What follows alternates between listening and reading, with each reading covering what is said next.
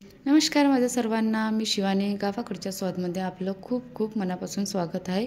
तर आज मी तुमच्यासोबत शेअर करणार आहे अगदी कुरकुरीत वरून आणि अंदरून सॉफ्ट असलेले बटाटा वड्याची रेसिपी. बटाटा वडा बनवण्यासाठी कढाईमध्ये थोडंसं तेल घालायचं व जिरं मोहरीचा तडका लावून थोडीशी हिंग घालायची. नंतर त्यामध्ये बारीक चिरलेला कढीपत्ता घालायचा. बटाटा वडा बनवण्यासाठी एक मसाला तयार केलेला जातो, ज्याच्याने आणखी टेस्ट छान येते बटाटा वड्याची.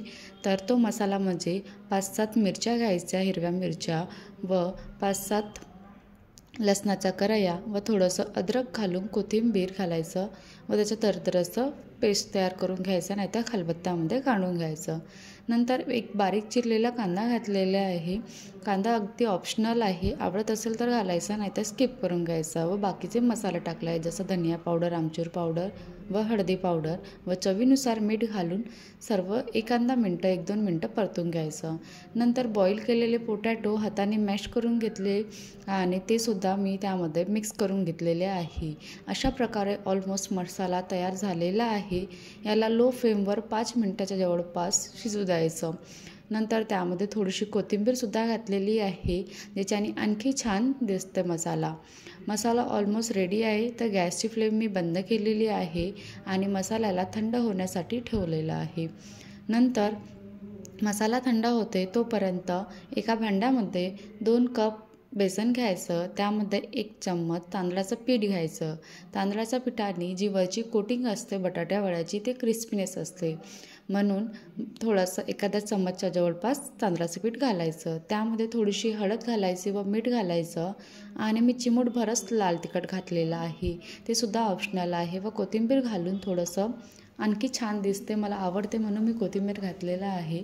नंतर पाणी घालायचं त्यामध्ये आणि बॅटर तयार करून घ्यायचं आहे. बॅटर आपल्याला जास्त गाढं पण नको आणि जास्त पातळ पण नको.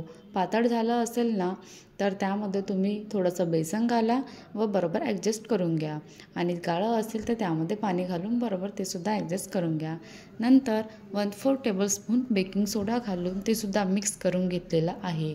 नंतर बटाट्याचा वडा जो आहे मसाला तो सुद्धा थंड झालेला आहे. त्याचे वडे तयार करून घेऊ. तुम्हाला ज्या आकारात, मोठे लहान ज्या आकारात हवे, चेपटे उभे जे काही असेल त्या आकारामध्ये वडे तयार करून घ्यायचे आहे. मी गोल शेपमध्येच तयार केलेले आहे. नंतर वडा घ्यायचा आणि बॅटरमध्ये डिप करून चमच्यानीच कढाईमध्ये फ्राय करायला टाकायचा आणि गॅसची फ्लेम लो टू मीडियमच ठेवायची. अशा प्रकारे बाकीचे वडेसुद्धा मी फ्राय करून घेतलेले आहे. पण यामध्ये लक्षात ठेवायचं की गॅसची फ्लेम ही लो टू मीडियमच ठेवायची, जास्त हाय फ्लेमवर फ्राय करायचे नाही. नंतर ऑलमोस्ट शेवटच्या टायमाला जेव्हा बटाटे वडे काढतो त्याच्या 1-10 मिनटं आपण गॅसची फ्लेम वाढवू शकता कलर येण्यासाठी, नाहीतर लो फ्लेमवर पण केले ना तरी कलर छानच येतो. अशा प्रकारे पूर्ण वडे मी फ्राय करून घेतलेले आहे आणि खूप मस्त झालेले आहे, खायला खूप टेस्टी बनलेले आहे. अशाच प्रकारे तुम्हाला माझ्या रेसिपी आवडत असेल तर चॅनलला सबस्क्राईब करा आणि व्हिडिओला लाईक करून शेअर करा. थँक्यू.